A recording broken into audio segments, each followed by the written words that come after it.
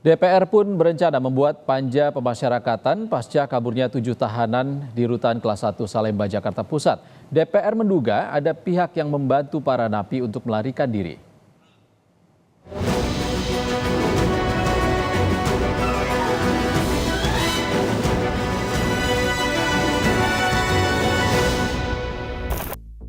Tujuh tahanan dan narapidana melarikan diri dari Rutan Kelas 1 Salemba, Jakarta Pusat. Mereka kabur dengan membobol teralis kamar mandi rutan dan keluar masuk melalui gorong-gorong saluran air. Peristiwa itu terjadi saat jam pergantian petugas jaga. Kanwil Hukum dan HAM menjelaskan pihaknya akan melakukan penyelidikan menyeluruh, termasuk ada tidaknya bantuan dari petugas kepada para napi yang kabur. Ada 7 orang warga binaan Rutan Kelas 1 Salemba atau Rutan Kelas 1 Jakarta Pusat yang kabur, yang diduga tadi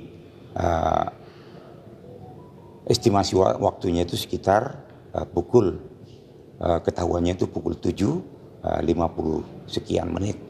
Itu pada saat dilakukan serah terima jaga, baru masuk ke gorong-gorong, dan gorong-gorong itu sepertinya sudah lama, sudah beberapa waktu lah terpotong, sehingga mereka itu bisa dengan lancar sampai ke pintu atau ujung gorong-gorong yang bersebelahan dengan Mitra 10. Yang dalam perjalanan ini sedang pendalaman atau penelusuran.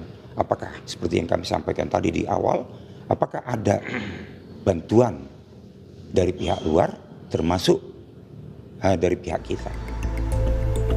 Menanggapi kasus ini, DPR berencana membentuk panitia kerja atau panja pemasyarakatan.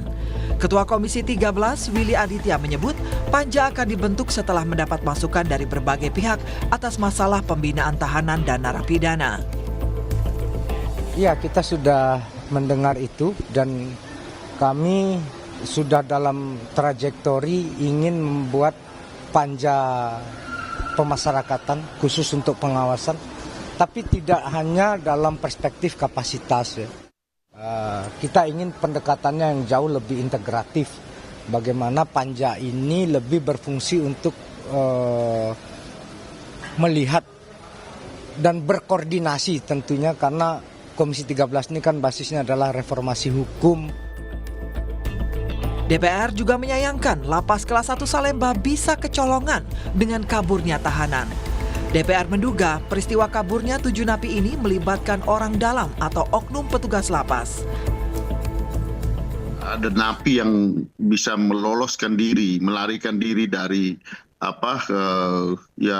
lembaga pemasyarakatan seperti ini.